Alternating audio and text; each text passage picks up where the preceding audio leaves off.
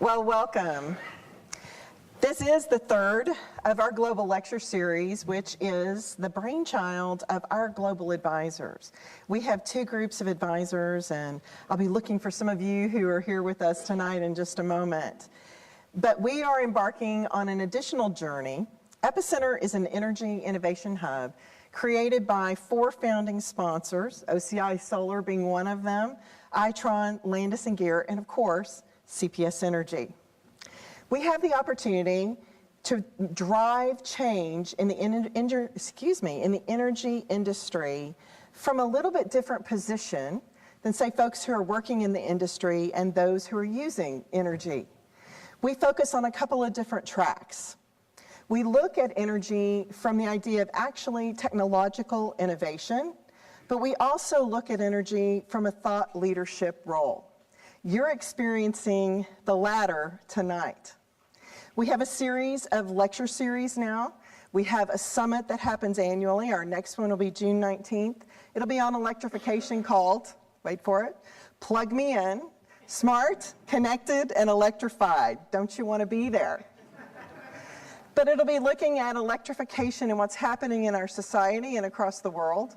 And it'll be looking at it from your personal perspective. How does it affect me?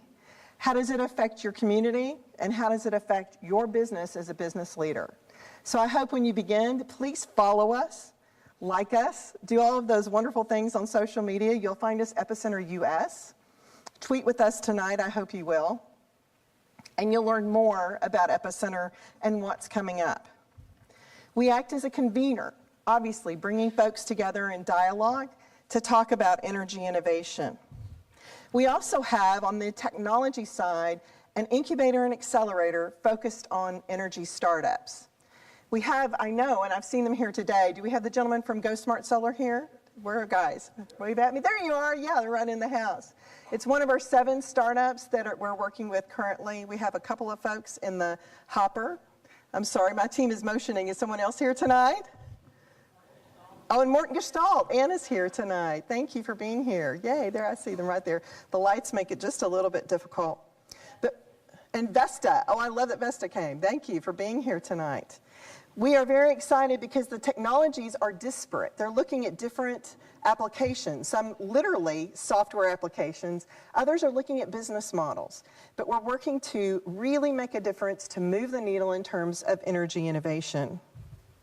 I'd like to also recognize our board members who are here tonight. So Charles Kim is here from OCI Solar. There's Charles. Yay. Chris Euxter is our board chair of CPS Energy. And we have, of course, Paula Gold-Williams, who you'll hear from in a moment, our board treasurer. And where's Carolyn Shellman? There she is, right there. Carolyn, thank you.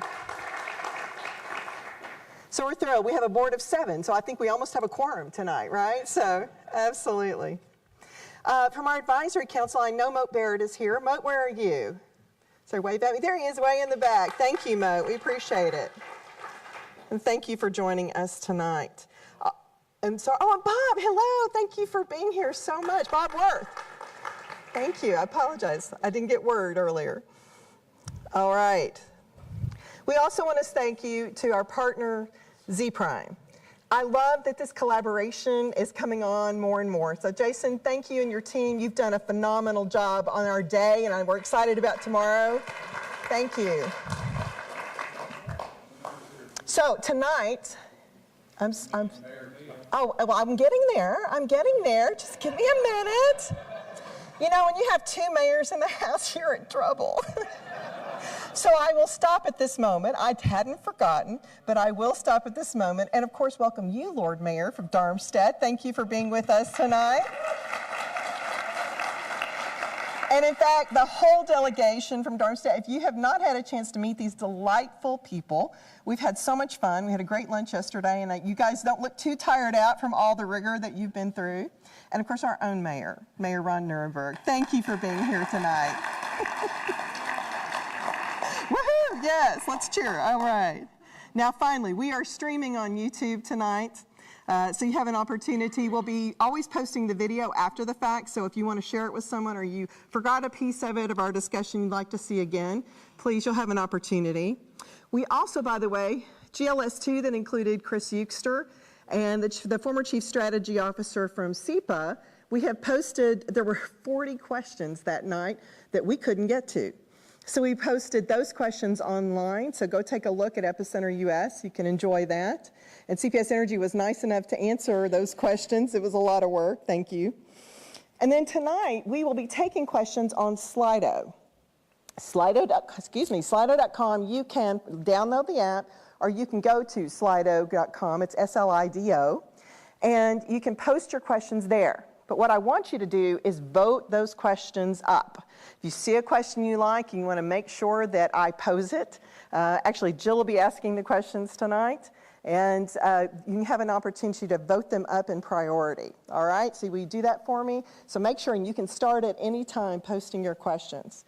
I want to say a big shout out and thank you to my team who are here. Y'all wave your hands. Many of them are wearing their shirts with EPIcenter on it. Thank you guys for an amazing job. And did y'all enjoy, anybody go on the tour today with Jill? Anybody? Yeah, thank you. All right, without further ado. So Tim, you want to join me again? And we will do the formal introductions. Thank you. They told me I could read this, so stick with me here. So Kimberly, thank you. Utilities across the globe are engaging innovative technologies that affect the way their customers and communities will function in the future. Europe and the United States have approached these opportunities in a variety of ways. This event will compare and contrast the approaches of two globally recognized municipally owned utilities, one in Germany and the other in the United States here in San Antonio. In terms of smart city initiatives, renewables, and decarbonization, and mobility and transportation. So we'll be looking at all those this evening from the context of those two utilities. We're going to showcase a couple of short videos to introduce these two utilities and tonight's speaker. Thank you.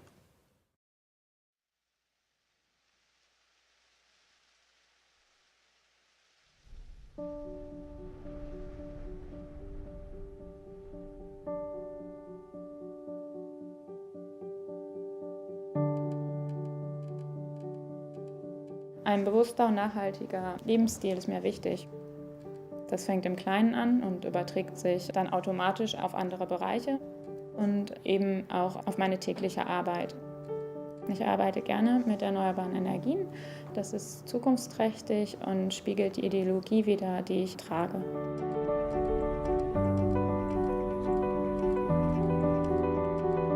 Die klassischen Aufgaben von einem Energieversorger, Energie zu erzeugen und zu verteilen, die verändern sich. Und jetzt geht es darum, wie können wir als Integra in diesen neuen Welten, die entstehen, mitpartizipieren.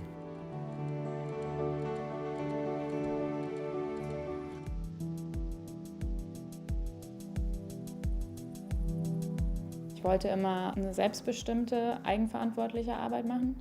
Ich habe Maschinenbau studiert, schon in der Fachrichtung erneuerbare Energien. Dass es so ein männerdominierter Bereich geworden ist, glaube ich, damit zu erklären, dass ich technisch veranlagt bin. Deshalb arbeite ich sehr gerne für die Integra, die ja Vorreiter für Klimaschutz und Nachhaltigkeit ist und sogar 2013 mit dem Deutschen Nachhaltigkeitspreis ausgezeichnet wurde.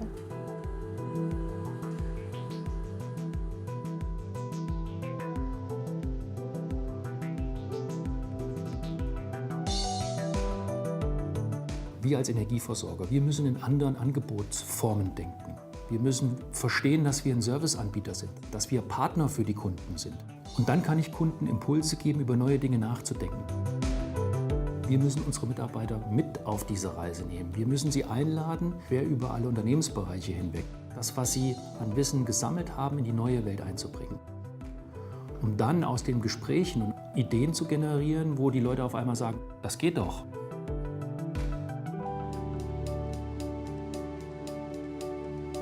Ich finde es spannend, den Weg von Integra als Energieversorger zum modernen Lebensraummanager begleiten zu dürfen und meine Ideen einbringen zu können.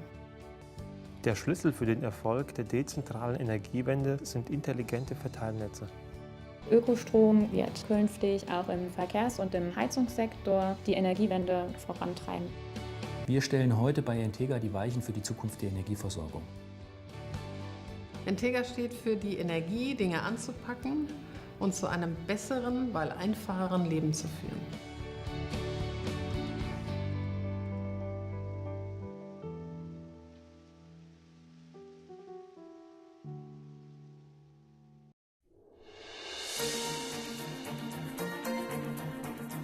Smart cities. The goal? Less pollution, more efficiency, and better operations. Here's how they work. A smart city uses sensors and networks to connect public and private assets, like traffic lights and security cameras.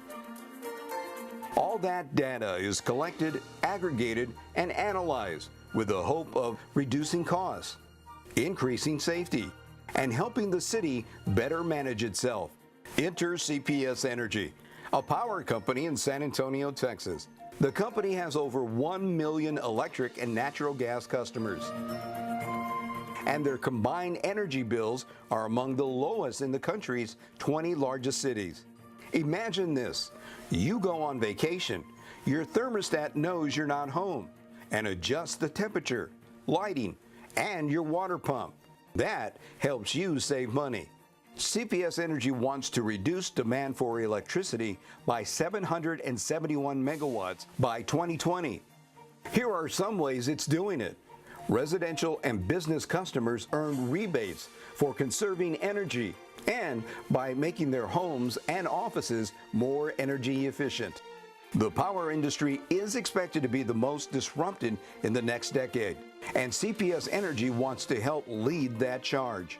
As new technologies emerge, the company is prudently incorporating them into its diverse and dynamic power generation portfolio. Our flexible path is all about balancing the tried and true with the new. CPS Energy, a smart company for a smart city. And the Oscar goes to? No, it's an honor to be able to introduce our speakers this evening. So first, please help me welcome tonight's speakers to the stage. Dr. Marie Wolf from Entega, CEO of Entega.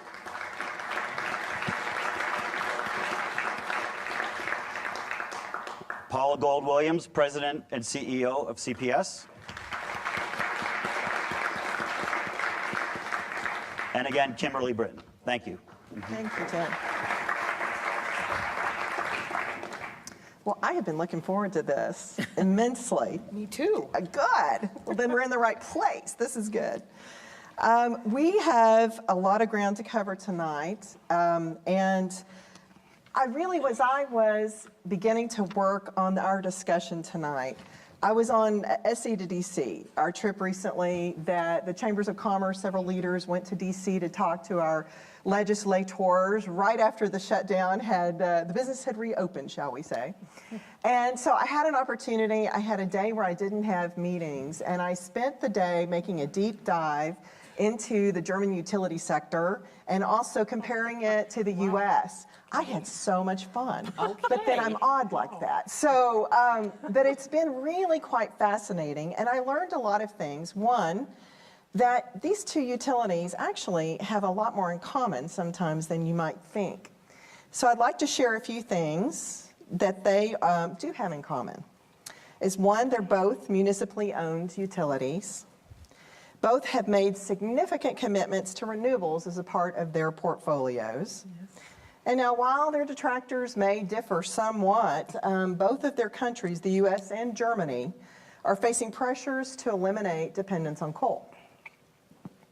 Both are in regions with aspirations to be smart regions or smart cities.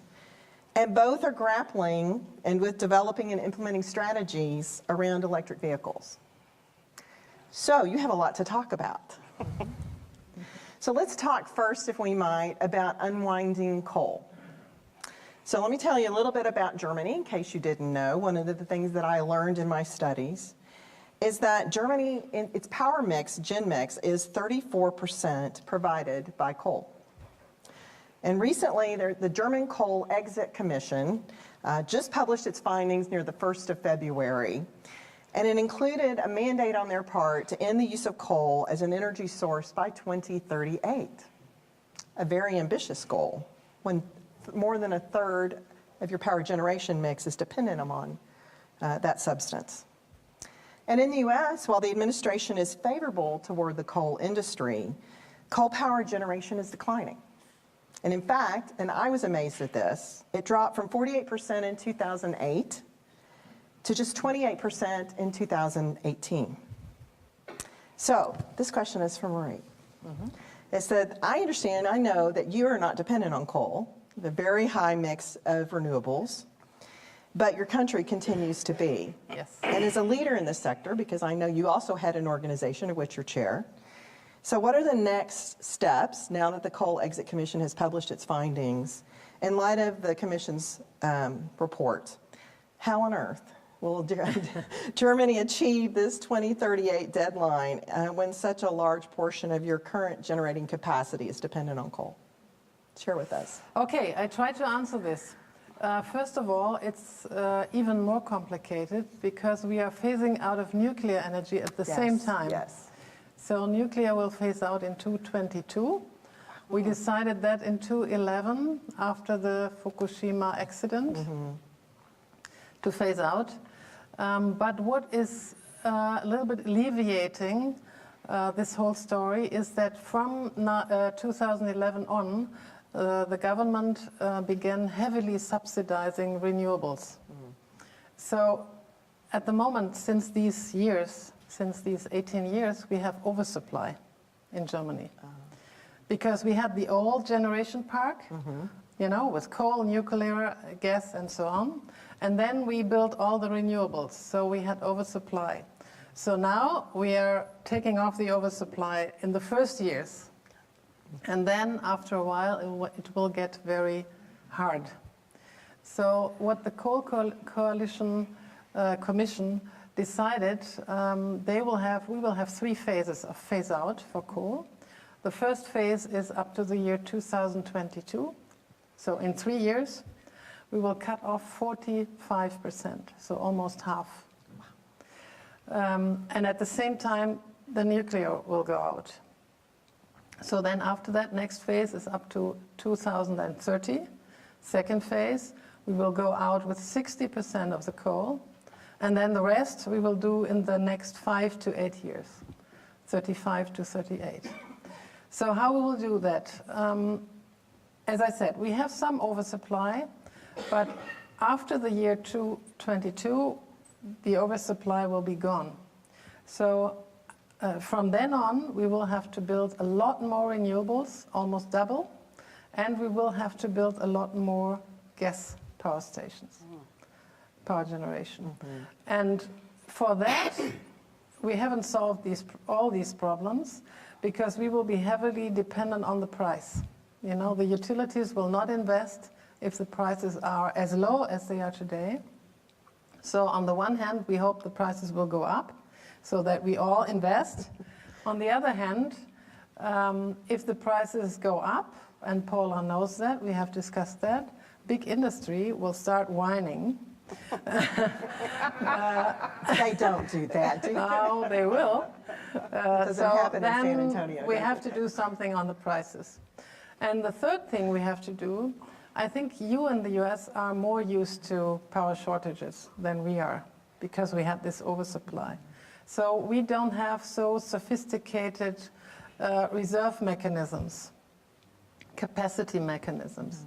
You are better than we are in that respect, so we have to work on that. Excellent, excellent. Well, Paula. Now it's coming to me. It's coming over to All you. right. It's not as smooth, right, as I could say. Well, you recently had some big changes in We regard did, to we coal. So why don't you talk a little bit about that and the thinking that went into that decision? And then also, if you'll kind of look at 15 years ahead, so talk to us about what coal looks like then for us. Okay. So, you know, if I would take everybody back to probably 2008, 2007, and we were experiencing a tremendous amount of growth. Coal did not necessarily have the reputation that it has today. It wasn't great, and there was a lot of focus on making environmental improvements on coal, but we at the time decided to invest in some new coal plants. And it is the reliability issue that is an issue for us. We have an oversupply, CPS Energy, but still our community is very used to being oversupplied, getting the lowest cost generation in the stack, and then we sell the excess. When we sell the excess, it reduces the cost burden on existing customers. So we were trying to, think about all this. What we really thought about, though, is we had much older coal units in our portfolio. And we were trying to figure out, should we put those environmental improvements on those units? And it ranged at first from a couple of $100 million, and then it got above $500 million. And we started thinking about $500 million on these environmental improvements. And back then, there was so much confusion in terms of cap and trade and trying to create a tax, and nobody in the United States likes taxes. So we hate taxes as a nation. And so trying to get people to pay another tax on energy and navigate through all of the emissions regulation, we just looked at it and we thought that it was much more important for us to start moving, though, away from fossil as much as we could. And we made a commitment, specifically by 2012, we made the commitment that we were going to close 2 older coal units down. And here's the thing that always happens. So like you have this great car, it gets really old, you have to keep repairing it, and you think, I think I'm going to get rid of the car. But then what happened in 28, we didn't put a lot of repair on it, and it ran really good. The dealer units ran. They made a ton of money in the market, and they help reliability. We comprise 7% of the load, but we almost make up almost 20% of the reserve margin. So we help reliability, we help keep costs down, and we help defray the costs in the community. But we closed them because as we took inventory, we were going to have to put more repair and more maintenance, and we'd already made the commitment to get away from that type of generation. They didn't have scrubbers on them, they didn't have SCRs, they didn't have anything on them. So that was our journey to get there. Some people, have asked me, as if it was a definitive point in time, what happens in generating units? They do last a long time. So you plan for them. Yeah. You get all your permits, you construct them, you take care of them, you maintain them, you run them well, and they all have a tail. It takes you a long time to get out of these, get it, and make sure, again, when you're municipally owned, these assets are in fact owned by the community. We just get to manage them. I am very impressed with the commitment that I see in Germany from what our equivalent would be from the federal, state, and local level. Here we have other development. So making decisions with policy alignment. Yes, sir, Lord Mayor, you're exactly right. It's still controversial here, and trying to get alignment all the way through every aspect of not just your government, but society is what really makes a challenge here. Now, what does it look like 15 years from now?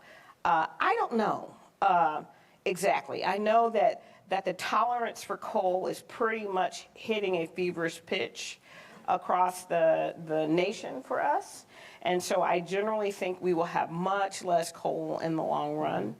But right now in San Antonio, the mayor and Councilman Sandoval in particular and our council have put a straw, kind of like what I call a proposal on the table to be a lot more definitive about what the future could look like. I think that's right to put that in front of our community. I think if you don't put something on the table to look at and assess and put all the pros and cons, you never get to your solution set. And I think now that we put it on the table, we're going to start moving into the pros and cons of how to get to where we want to be. So I think, for us, we still do have 2 coal units. They are aging out. They will age out. We have one, though, that is not that old. We put it in place in 2010. But what we tell the community is renewables and energy storage are the key to change everything. It was really kind of funny because I watched the video up there, right, and it said, the energy industry is being disrupted, and CPS Energy can't wait to be disrupted. That sounded suspect, because who in the world wants to be disrupted? Because the implication of disruption means that you're not exactly prepared for that change. And that's the part that worries us the most. How prepared will we be? So we're continuing to expand the renewables. We have over 1,000 megawatts of wind, over 500 megawatts of solar, and growing. We're investing in energy storage. We think that's the place to be. We believe prices will come down, and we think that this evolution will occur. The issue is how fast will the standardization of energy storage occur? That's the disruptor in a good and a very challenging way. Did you have another comment? One addition to that. You know what? We were very thankful to our government that they made up this plan with us, because it saves us from disruption, because we have a plan.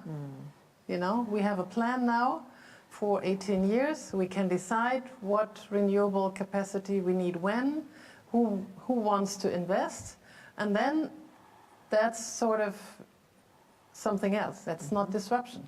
We have a plan and we can work on it. So we are actually relieved, because in our country we were discussing for 5 years about coal. And we had demonstrations, and we had a lot of fierce discussion about that, and that is finished now. So actually, we are quite happy. So you have a path forward. Well, I feel like we're right at that foothill of the conversation. So it's good to watch that you've been able to get through that. So we But I have to add, our power companies who have coal plants, they get remunerated. We don't stop them without money. Okay, now let's stop this program. let us define what remuneration means. Yes. That is a financial term, and actually accountants really get into remuneration. It means that if you work, you get paid for that work. Right. And so what she just talked about is the government and society in Germany have decided that they were going to pay for that cost of transition and disruption. Right. The biggest challenge we have here is that energy prices are fairly low. If we were in a market where energy prices were high, then you could just put up energy storage and everybody would do it. But in fact, because our energy prices are low, particularly in San Antonio, particularly in the state of Texas, remuneration means we would pay a premium for energy. Energy would be at this level, but the community would be willing to pay at this level for energy. And the only other thing, I'm sorry, I'm so focused on this argument, because all day long we've been talking about all different things that come up. We worry at CPS Energy about the implication to the members of our community that are most challenged with it. Now, if we all agree what the path is, and we all think about how to create the affordability, then we can really make this transition work. Yeah, you have to think about that's what to do with the people who cannot pay these prices. Yes. Yeah. Absolutely. Well, I want to make sure we get to a couple of other topics. Oh, I can stay on this all day long. I know. Well, it's really important. I get it. But I want to talk about let's talk about smart cities, because we've been talking about smart cities all day long. Oh. And I always want to go, a smart city according to whom, right? is that what interpretation and what plans. So it means many things to many people. And I've seen utilities and municipalities. We were at a conference in Reno recently, and they call under their smart cities umbrella every project from EV charging, smart lighting, air quality, digital messaging kiosk, and much more, right?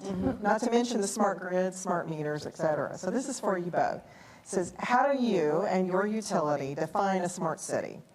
What activities have you undertaken to date, and what future plans do you have to build out in your own market over the next 5 years? Well, some people have heard from me a little bit, so why don't we start I think with that's a good my good friend. So I take my notes now. Huh? You said you had cards, so yes. So we have to distinguish between what does the city understand, what they think is smart city, and what a utility can do for it.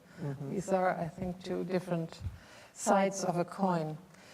So for the city, from what I guess and know, is that they have three main areas that they want to concentrate on. First area is clean mobility and clean environment, energy being a part of clean environment. Second area is digital services for society, and that's including administration, services for people who go to the Lord Mayor's office, education, health, security. That's society. And the third area is strengthening of the economy and the research institutions we have. That's cybersecurity and other things. So, and underlying this in Darmstadt is a very strong ethical code that we have, or Lord Mayor has worked on for a long time with a lot of citizens that were part of this whole organization of the smart city. And there we have some ethical values that are most important. So everything we do with all these smart city activities should make the city more valuable, should make the citizenship more cohesive, more sustainable, and more secure.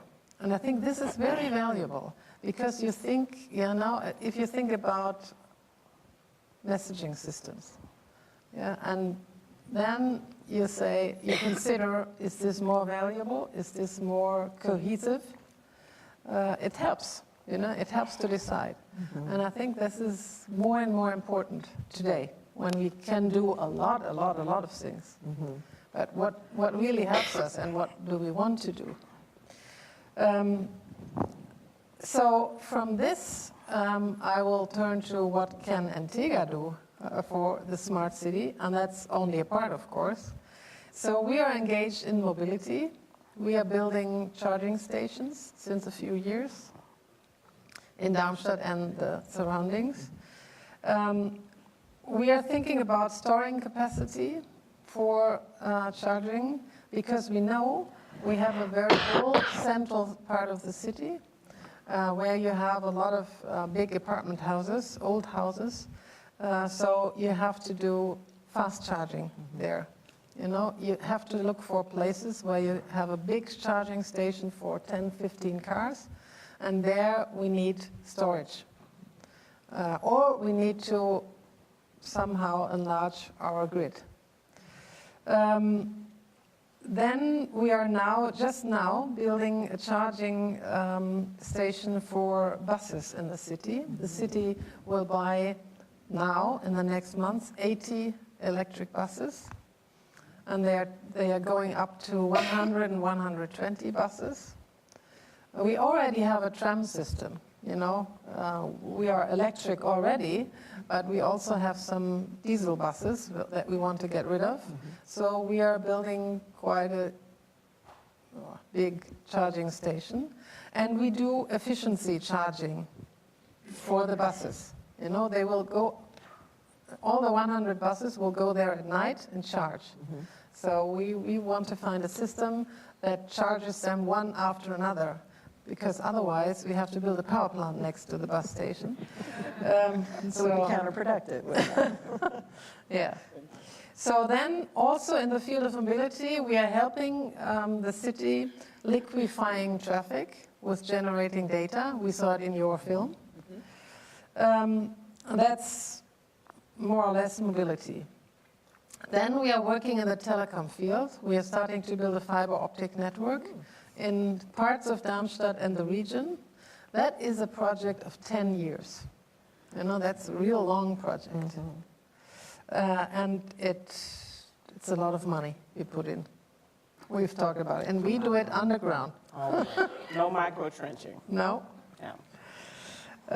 Then we are building a radio network for IoT activities, which is much cheaper than to do it on 5G or 3G or whatever mobile standard you have.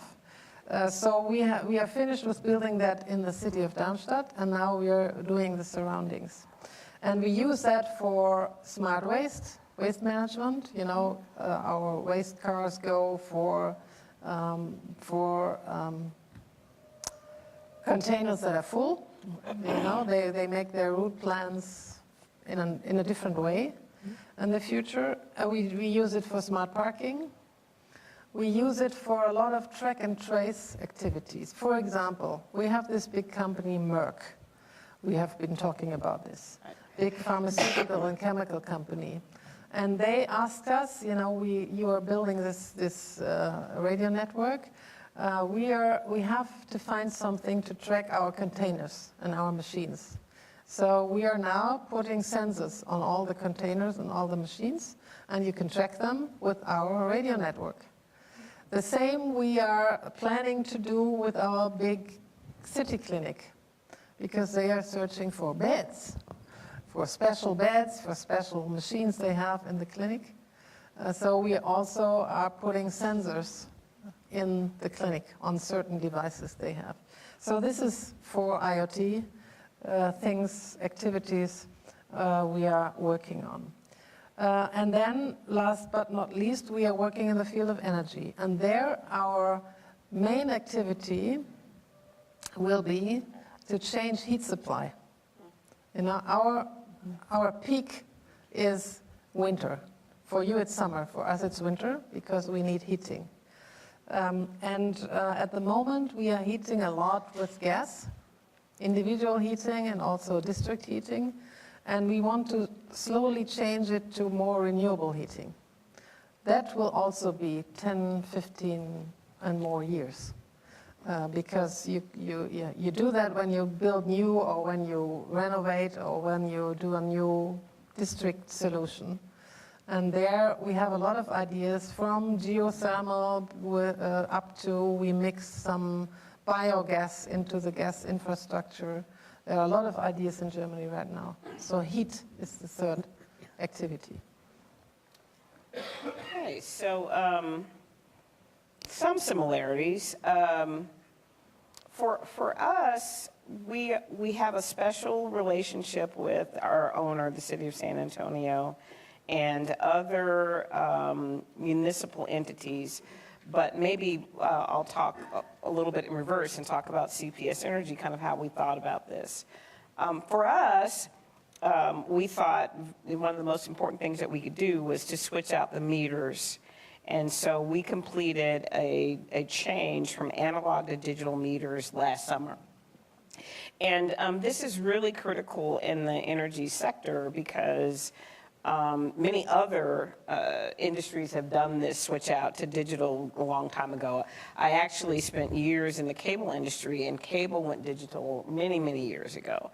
But for us, not being able to have the ability to take in data and monitor how customers are using the flow of energy, and helping actually give that information back to a customer. That's actually even more important. If we could let a customer look at their own usage and let them benchmark how they use energy on their street, or to some, you know, the neighbors on the street, or in the neighborhood or their region of town, we realized that being able to talk to someone about conservation didn't really have much foundation on it, didn't mean a whole lot. So we went ahead and made the commitment to change the meters, which was huge. And one of our partners, which is also part of the EPIcenter partnership, Actually, Itron and Landis & Gear helped us come up with a metering solution that we think created a huge foundation for us to be using technology and data and analytics and really starting to move into giving customers better information and then being better at recognizing issues before they actually appear to a customer. It used to be the only way that we knew there was an outage with an analog system is you call. But now we can see exactly where the issue is. We can pinpoint the outage. We can get people to your location. And we're even getting to the point where we can tell that your energy is off, and we can call you just to make sure that you know that there's an outage in your area. And that kind of pops up when people go on vacation and they don't know that they've had an outage. Now we can do a whole lot more to work with people, and we think that's a foundation. One of the challenges we have is we are keeping that network very, very secure.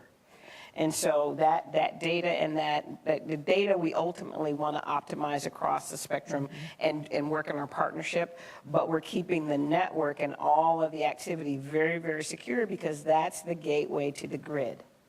And that's the gateway that you have to protect even more. And so we have a chief security officer. He does a lot of other stuff, but he spends a lot of time, he and his team, expanding their efforts to be more and more diligent and make every single employee more and more diligent about their use of our technologies.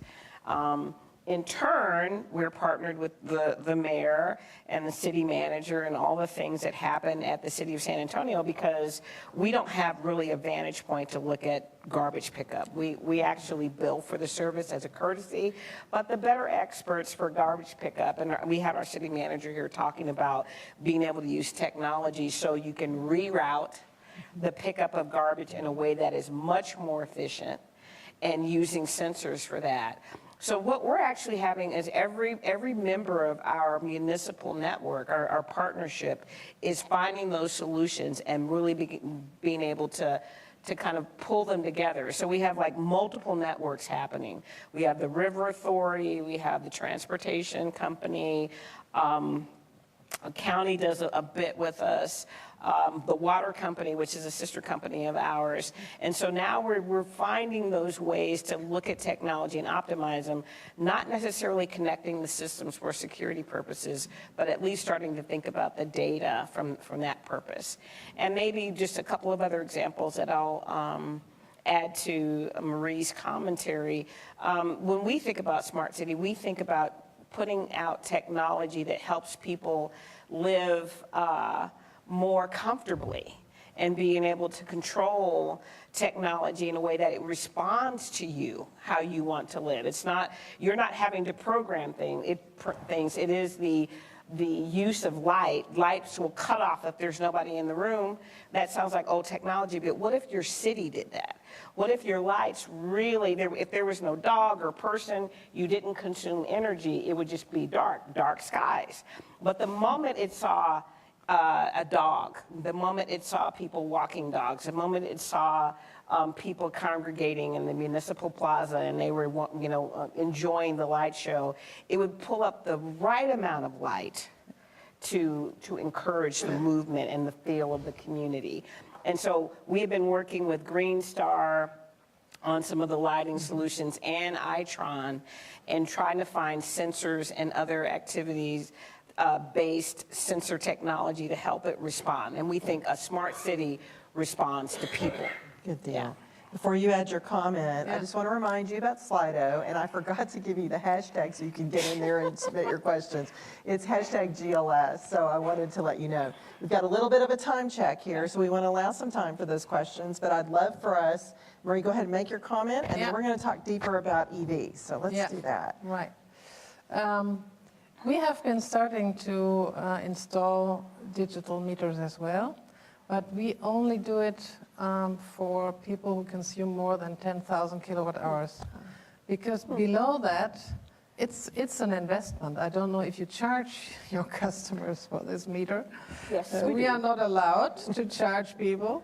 So we install it for the higher consumption rates.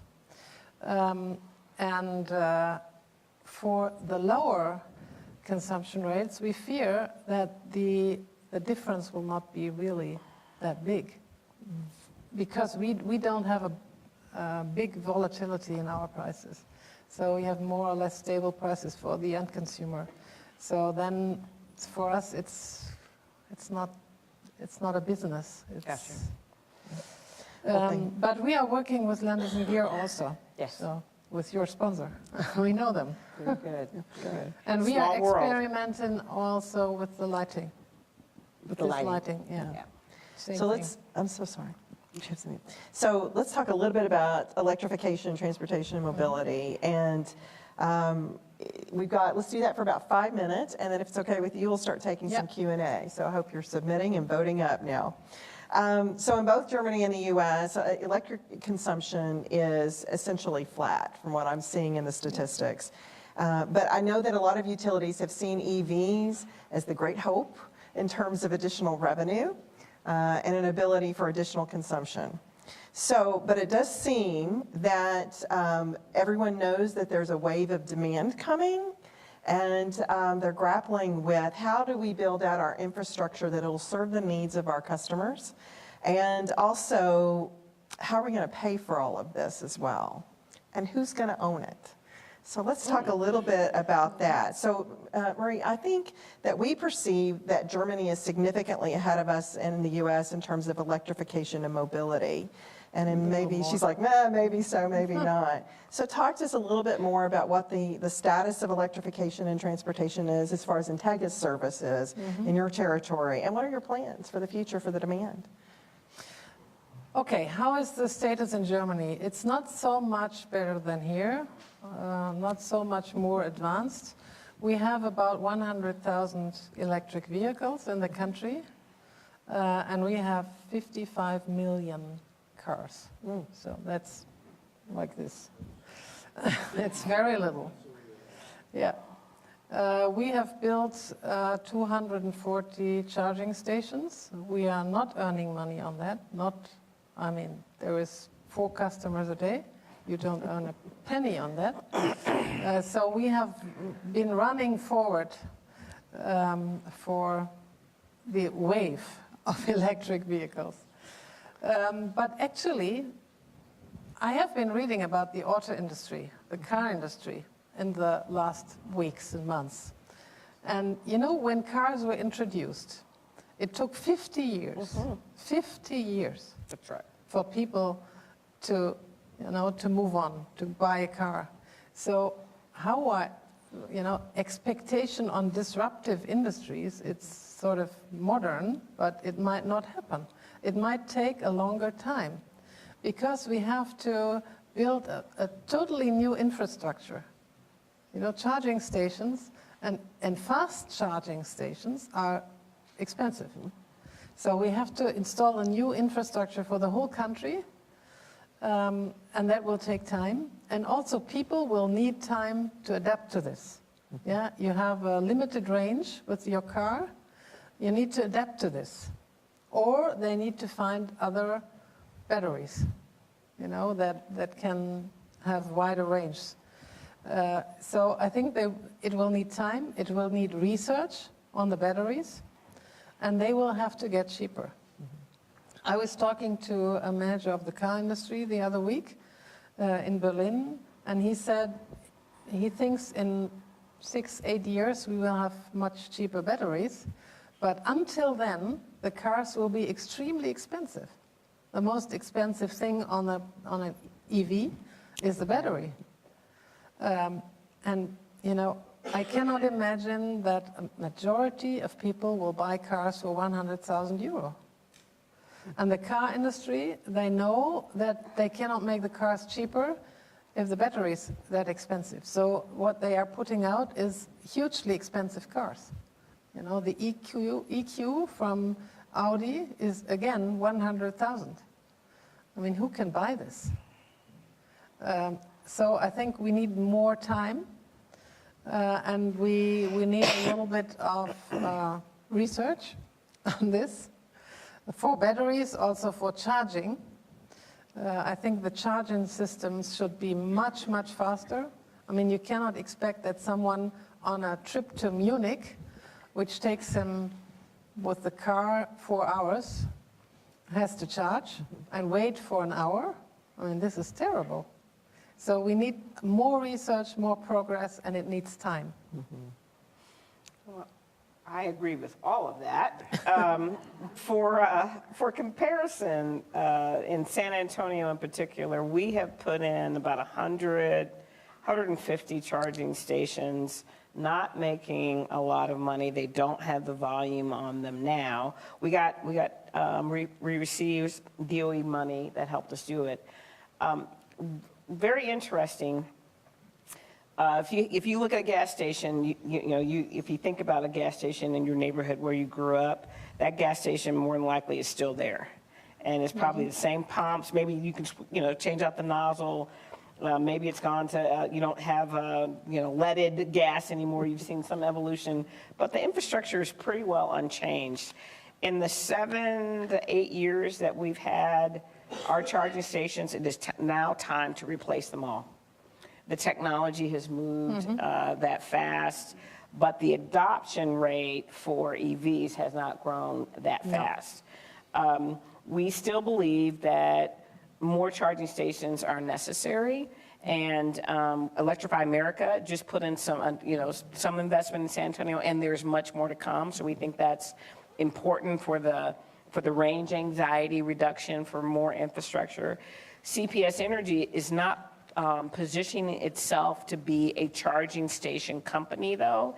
We think that private investment in the charging station arena is very important. What we would be able to do is give a third party more information about the best places to get the best distribution of energy, the most efficient, and then ultimately combine that with potential traffic flow information and other information about who's charging stations in the neighborhood, and maybe that will be the best place to put a fast charging station.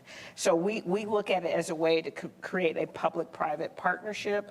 We are looking forward to working with our owner to really try to attract more investment in the charging station arena.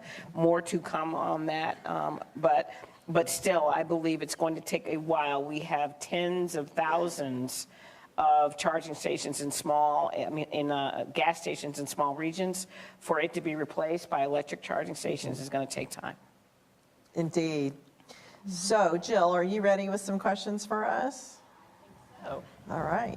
Let's make sure Jill's mic's on. Is Jill's mic's on? Yes. Jill's mic is on. Yes. Thank you. So here in San Antonio, we have more and more people adopting solar panels on their homes. And we don't know and would like to hear about what you're seeing in Germany, if that's an option for your customers, and how does that tie into your strategies for future generation? Rooftop solar, you mean? Yeah. We have a lot. We have, I think, around 10,000 rooftop solars.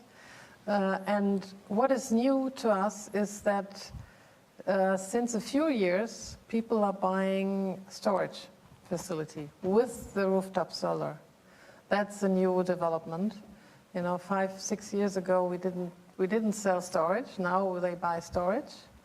The subsidies have been cut, so we expect it will go down a little bit. But still, I mean, it has to do with where, in which direction is my roof, how many square meters do I have. But for a lot of people, it's a good opportunity to reduce their bills. We have been in a concerted effort to try to do more what we call DG, rooftop solar, or community solar. We've tried multiple different models, and we still are. We're reaching success. One of our worries, again, is equity. And so we want to have solutions where you don't necessarily have to pay for the system. Because when you have to pay for the system, even with our rebates, you're still spending a large amount of money to put something on a home. There's also challenges if a person's renting a home. And so we've tried to get past all of that. We let a landlord put it on for a property that they're renting. We actually have partnerships where, and one of our vendors is here, or was earlier. Very good. So we have a partner that has helped us find a way to actually, they put the investment on the home. The owner doesn't do any of that. They get a credit back. We pay for the power, so they're there to help us keep expanding it. So we're adding more and more megawatts from that perspective. So you will see us put more and more product out there in the future. The challenge is the price of renewables and solar is going down, so the rebate number goes down, and that starts to cause little drags on the amount of penetration that we can get. So, but we will keep it up. We will keep it up. I have a remark to this. What is very interesting for us in Germany, we're offering for the customer, you can buy your rooftop solar or you can lease it. We will help you. You can lease it from us. And in Germany, much more than 90% said, no, we want to buy it. Interesting. It's our house, we want to buy it. That's really interesting. Here we have a mix. Yeah. But the people live 30 years in their house in Germany or more. So probably that's different to the United States. You have a mix of that here. Yeah. All right, Jill. Y'all have both touched on battery issues and the challenge of getting them affordable enough. Do you want to add anything to that conversation? Because there's a very popular question about, can you speak to storage options regarding batteries?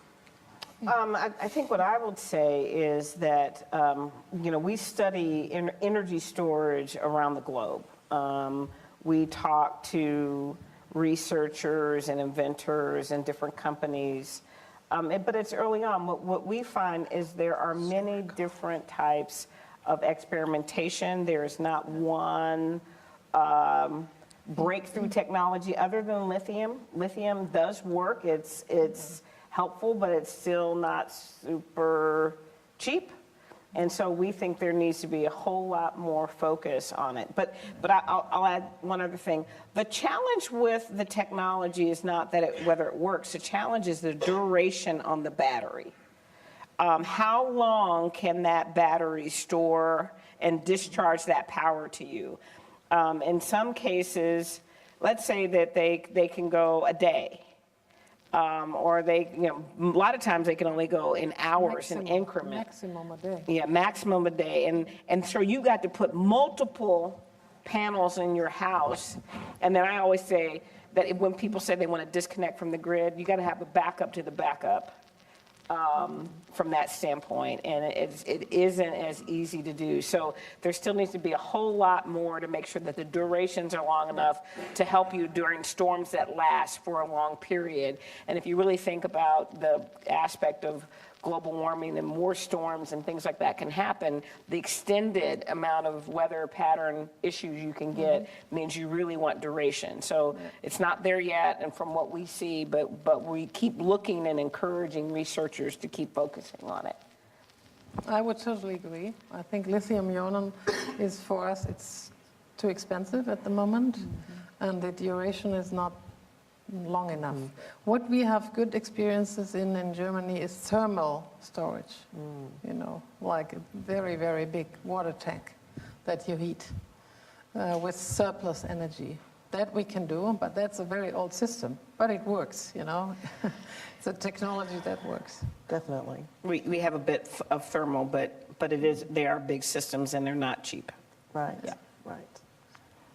One more kind of fun question. With those cities that are hundreds of years old, what initiatives are in place to make older homes more energy efficient? How old is Darmstadt? Oh, wow. Older than us. I don't know. Much older, yes? Older than San Antonio. Mr. Yes. Kormer, how old is Darmstadt? How many 100 years? 1,330. Okay, I'll let you take this one. A little bit. Do y'all feel really new right now? We do. We feel like a young 700 really new. something. Yes. Wow. So but we don't have houses that are 700 years old, but a lot that are sort of 100 years old. So what can we do?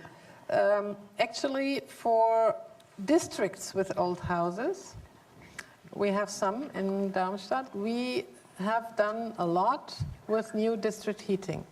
As I told you, I mean, our peak is winter. And there we can do a lot with new district heating systems for a whole district. And that saves a lot of energy for heating. For the single home, I mean, it's actually that's a problem in Germany because people are getting so old. They are getting 60 and 70, and you talk to them about a new heating system, and they say, you know, I'm so old. No.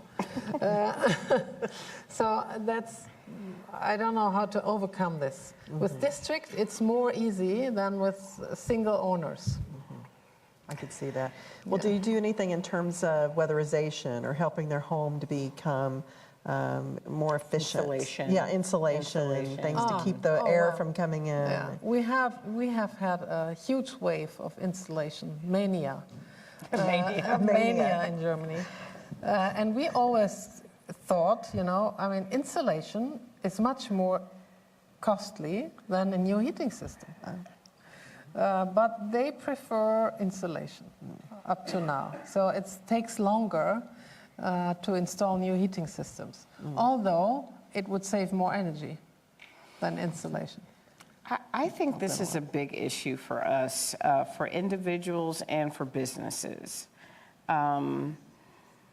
It will take a lot to refurbish older buildings, and I think we're going to have to put a lot of our resources together and think about a plan of effectiveness to make this happen. District-wise, that is maybe district. I mean, for us, districts seem. Districts have a lot of complexity. They end up having homes and businesses and big businesses and all different types of things. We are what we call brown. We have a brownfield site where we're making a new headquarters. Not too far from our existing location, but the amount of effort we basically stripped that thing down to its studs and are basically building it back up again. You have to worry about structural issues. We're on the river. That is different than a brand new, just undeveloped piece of land where you would go in and start from the ground up and you'd make all the right decisions today. I think as a community, we will have to come up, and that's part of the CAP plan, is to talk about the ability not to just look at greenfield sites, but to go back and redo, you know, buildings and really get more than insulation, more effectiveness than we've had. And I think it's going to take quite a bit of effort for us to do that. It's part of our plan, but a lot of work will have to go into that part of it. Okay, let's take one last question. We're getting just about out of time, so.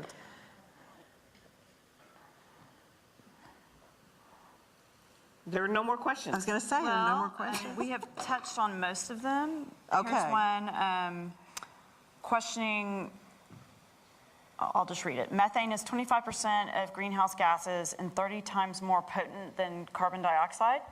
Scientists find a 20-year time frame is best for policymaking. Do you support 20-year impact goals to set priorities? I guess that means as opposed to a longer or shorter time frame. Set priorities not to have gas? Methane? I didn't understand that. Impact goals. So I think it's all of the above.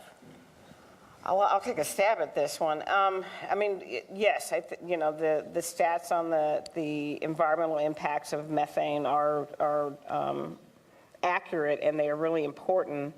You know, the gas distribution system that we have, the way we've tried to approach it and what we're going to continue to do is we have new technology that allows us to pinpoint any leak that occurs in our system. And it used to be if you had a leak, you almost took out, you know, a mile worth of gas distribution system. We can go and find that leak in a very quick period of time, repair it quickly, and then keep our system much more efficient, compact, and reduce the leakage significantly. And so we bought one major, what we call the smart sniffer last year, and we're going to step up and buy more of the smart sniffers and get more methodical about keeping that system more tight. And I think that helps us kind of reduce the impact of the environment very, very quickly. not 20, it won't take us 20 years to get that program implemented. Smart sniffer. Smart We sniffer, I'll call show it you. leakage finder, but smart Ours is sniffer cuter. is It has a little dog on it. A little dog. I'll show you. I'll show you tomorrow. Good to see a picture. Yeah, Yes. exactly. Thank you so much. What a great discussion. Let's give you a quick round of applause. Thank you. Thank you. I would just like to say thank you again to OCI Solar Power for sponsoring this evening. Thank you. Thank you to Texas Public Radio. They're our media sponsor tonight. Z-Prime, y'all are the best. Thank you. And thank you to City of the Future Conference and all of you for being here tonight. Our next global lecture series, I know they're like, we're out of here tonight. Our next global lecture series is Thursday, May 23rd, so stay tuned for that. The other thing I would do is invite you, if you want to be an EPIcenter insider, and we would encourage you to do so. We have a membership program called the Power Network.